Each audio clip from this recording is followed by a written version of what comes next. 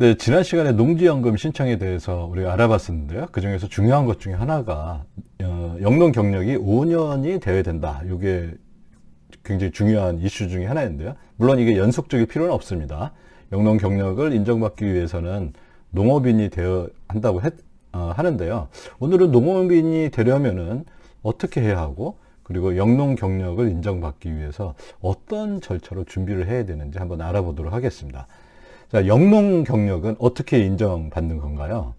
네, 내가 농사를 실제로 짓고 있다고 해서 무조건 영농 사실을 인정해 주는 것은 아니고요.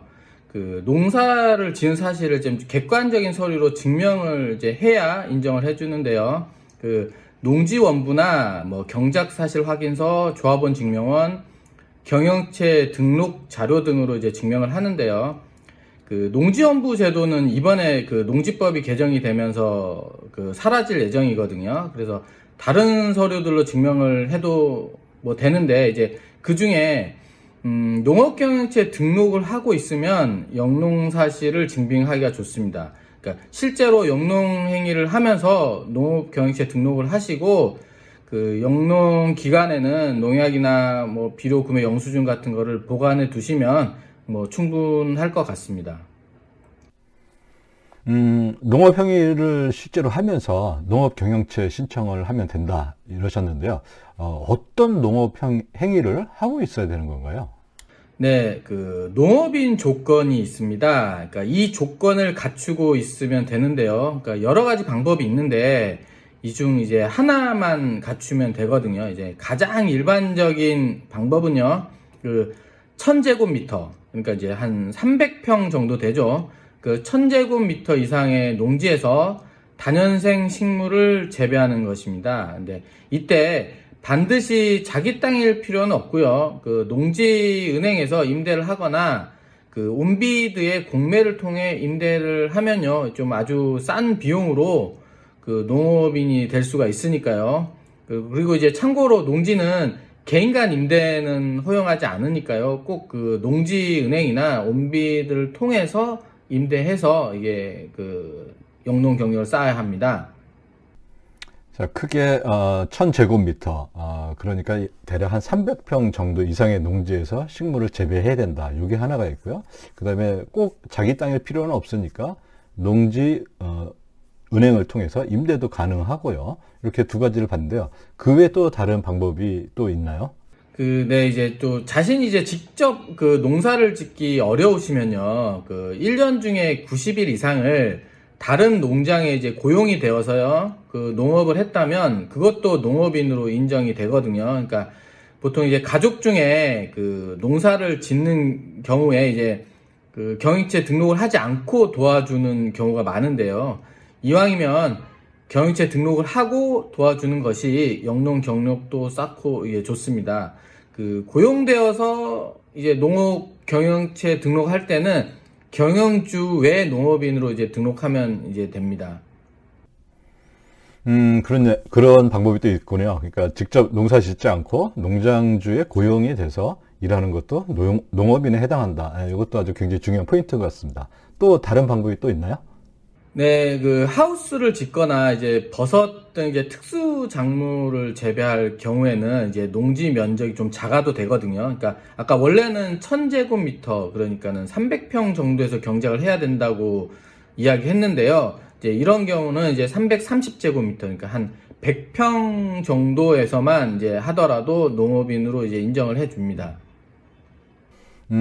요거는 그러니까 특수작물이라서 면적 규정을 좀 완화해 준다. 이런 얘기 같습니다. 농지가 300평이 안 될 경우에는 아마 이거 고려해도 좋을 것 같네요.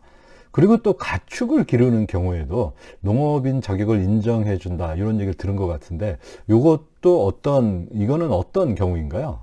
네, 이제 축산업에 종사하는 경우도 이제 농업인으로 인정을 해 주거든요. 그러니까 대가축은 2두 이상, 중가축은 10두, 가금류는 1천수, 꿀벌은 10근 이상 이제 사육하거나, 또 아까 해당 그런 축산업을 영위하는 농장에서 1년 중에 120일 이상을 근무하게 되면 이것도 농업인으로 인정을 해 줍니다.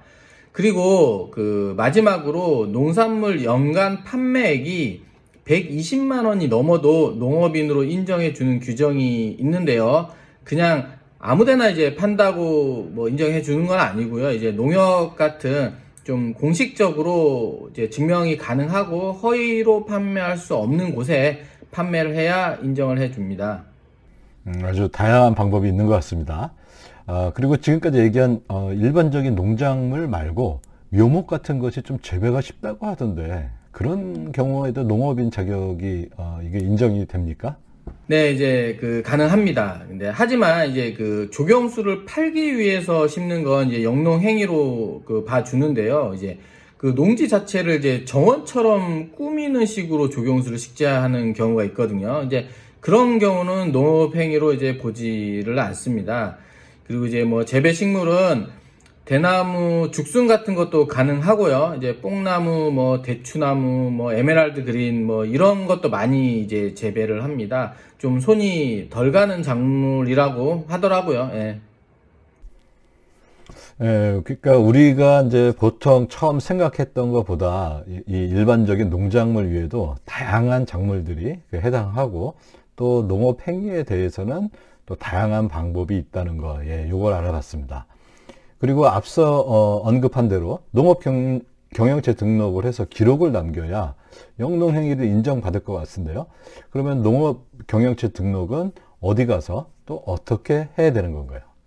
네, 신청은 이제 주소지 관할 국립농산물품질관리원에서 신청을 하는데요. 이제 소유 확인서라든지 만약 임대면 이제 임대차 확인서, 그리고 농업을 하고 있는 거를 증명하는 뭐 영수증 같은 관련 서류를 준비하셔서 신청을 하면 되거든요. 근데 필요 이제 서류들은 이제 관할 이제 농산물품질관리원에 전화하시면 이제 자세히 이제 설명을 해 줄 거고요. 이렇게 신청을 하면 농산물품질관리원에서 현장 답사를 해서요.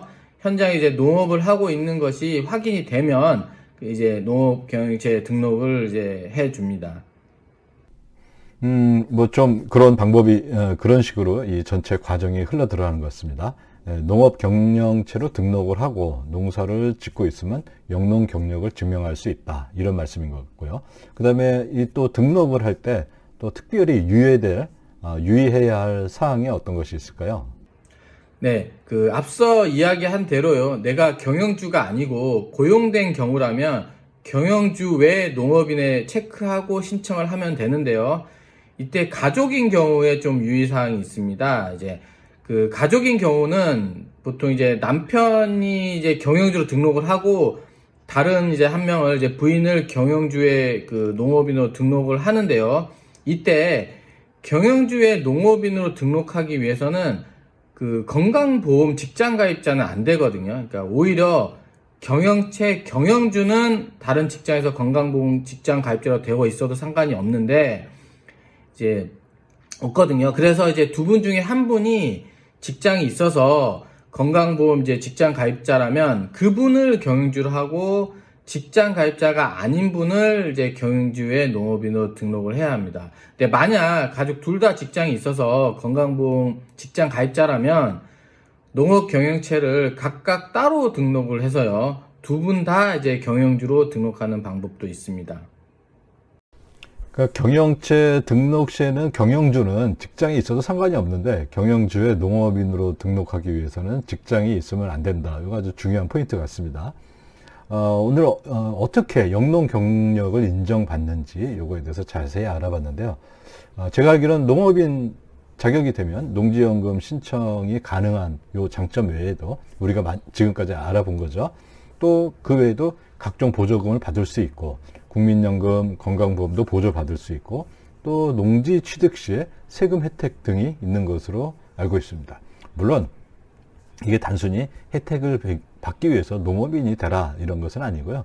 실제로 농업을 하시면서 다양한 혜택도 그리고 건강도 챙기고 이런 거에 대한 관련 내용들을 우리가 알아보고 있습니다.